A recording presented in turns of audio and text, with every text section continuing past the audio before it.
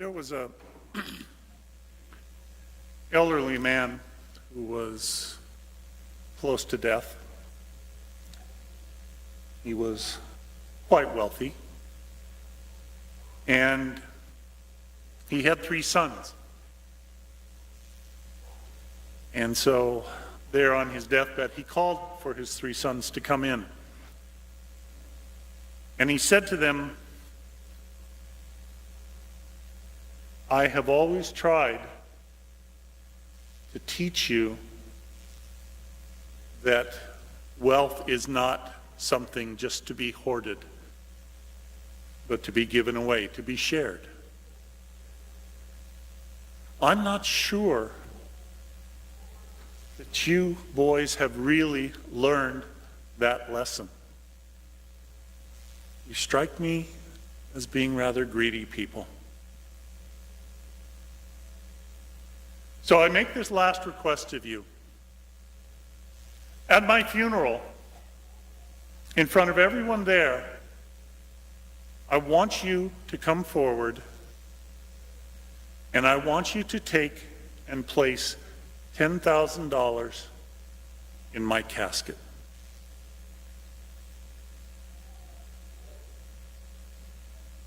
The gentleman passed away, of course, and at the funeral, when the time came, the first son, he wanted to make a good showing, so he came forward very solemnly and placed $10,000 in the casket. Then the second son came forward, and even with more of a show, more grandiosity, he placed his $10,000 in the casket. The third son came forward. When he got to the casket, he took out the $20,000 and put in a check for $30,000.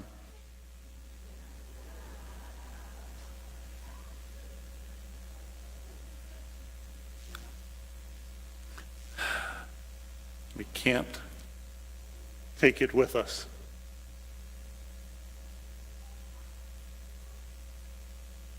And yet, Jesus tells us in the gospel today that that is a constant challenge. It was for his followers of his time, and it is for his followers of our time. This gospel, there are so many possibilities, or so many messages. I mean, it starts out saying, yes, he sent out 72, but he sent them in pairs. He sent them 2 by 2. Well, you could do a whole homily just on the importance of sharing the spiritual journey, the importance of community in making the Lord known. He said the harvest is abundant, but the laborers are few, and probably we have heard many homilies based on that, encouraging vocations to the religious life. But the thing that spoke to me as Jesus was giving his instructions, he said, travel light.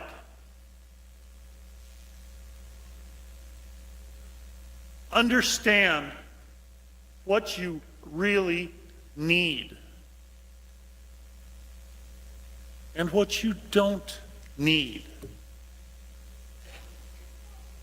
And leave that stuff behind.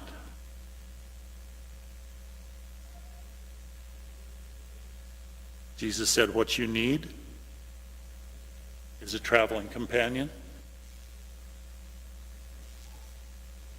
for safety, for wisdom, for inspiration, for companionship. You need the message that gives you and will give others hope and purpose and direction. And you need to trust God. That your needs will be provided for. But what matters is the mission that I send you on, the message that I ask you to proclaim with your actions as well as with your words. God's presence is here now. That's what we mean by the kingdom, that the world is changing and becoming more the way that God always intended it to be. And with the message of hope and with healings. That's how we will show that that is true.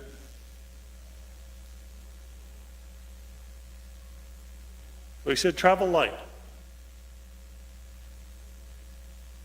Be aware of what you really need and what you don't need. And boy, oh boy, is that a challenge for us today or what?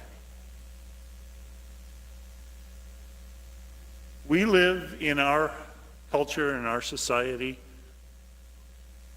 even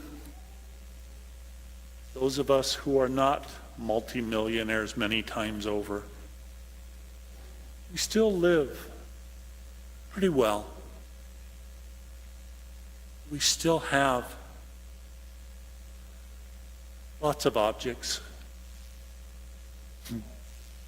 We call them possessions, but do we really possess them? Or do they possess us? Think about how much work you have to do for your house, for your car.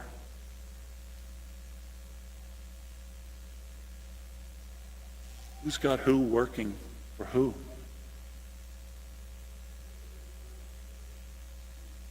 And there are so many other things. We in our society, we are very attached to convenience. Whatever makes our lives a little bit easier, a little bit less effort. It's good.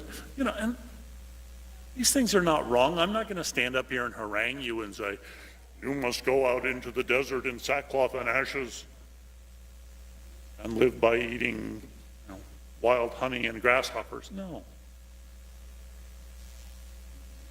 Because I'm not talking about what's outside of us. I'm talking about what's inside of us. What are we attached to? Usually, this is a message that I bring out for Lent.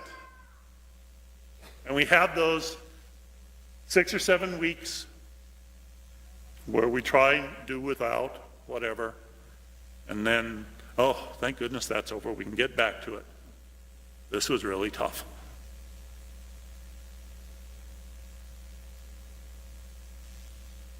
What are our attachments? Because they are the very things that may keep us from truly being aware of God's kingdom, of truly our participating in sharing that good news, which is not always easy, which is not always convenient. We don't have to go out to foreign countries.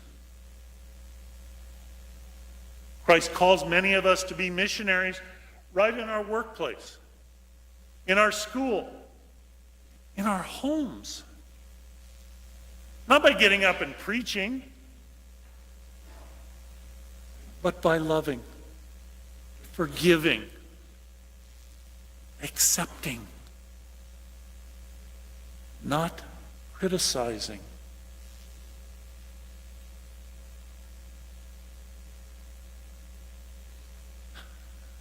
But it's easy for us to forget that that's what we have to do. Jesus said, I'm sending you out as lambs in the midst of wolves. I think in a lot of ways the wolves today are the distractions, not the things that are going to tear us apart, but the things that slowly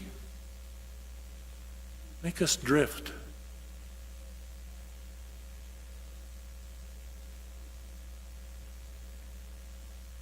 And nothing that we have in and of itself is bad. It's what we do with them. I think of the rise of electronics today, the computer. Isn't it incredible the way that it has increased our knowledge, or at least our potential for knowledge, supposedly tied our world together, and yet the number of confessions that I hear these days in which people, young, old, in between, come in and confess that they are struggling with pornography because it is so easily accessible now. And we don't have the discipline to say no.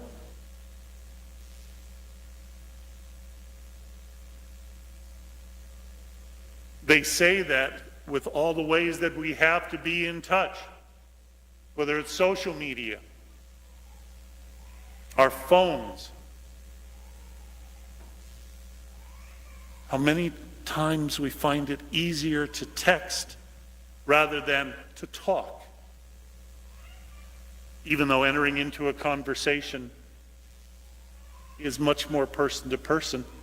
It's easier, it's more convenient for me to just say what I want to say with my thumbs and leave it at that. I wonder how many of us, and young people especially, I include you in this, if you didn't have your phone for at least a month, how much would you go crazy? How much have we become dependent on things? And sometimes things can help us, but a lot of times things take us away from what makes us human, what helps us to interact. And it's important that we check ourselves. Because a lot of times we just forget. Once upon a time, a mommy and a daddy were preparing to take their two children for 2 weeks vacation in the country. They had, as do many mommies and daddies these days, a sports utility vehicle. They figured that they would travel light. For 2 weeks, you don't have to bring the whole house, do you? Do you? Since the SUV was big, it was easy to pile things into it. First of all, they packed clothes, because you can never tell what you might have to do or where you might have to go at the lake or what the weather will be like. They didn't really pack any more things than they would need for, let's say, a trip to Paris. Moreover, they wanted their kids to look their best, so they packed comprehensive wardrobes for them too. You can never tell what might happen on a vacation, can you? Then there was the matter of toys and similar stuff. The weather might be bad, so they had to pack enough toys to keep the kids happy if they were imprisoned in a cottage for 2 weeks. But the weather might be good, so they had to pack enough toys that the kids wouldn't be bored on the beach. Then each of the kids had their favorite toys, without which they could not survive. Did I forget the family dog? Eventually, the SUV was fully loaded, and there was room for everyone, except the mommy and the daddy. So they rearranged things. There hardly was room to breathe in the SUV. When they got to the lake, they had to unpack all their stuff. When their vacation was over, as the last vacations tend to be, they repacked everything to drive home. Then when they arrived home, they had to unpack everything again. No one was talking to each other for 3 days.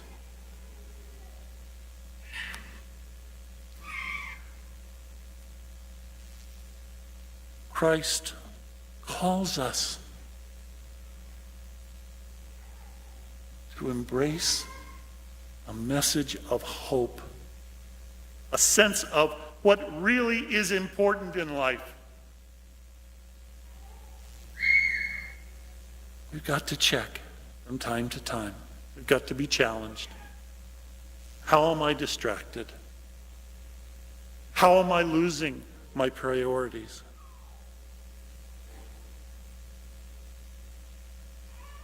How able, how willing am I to travel light through life?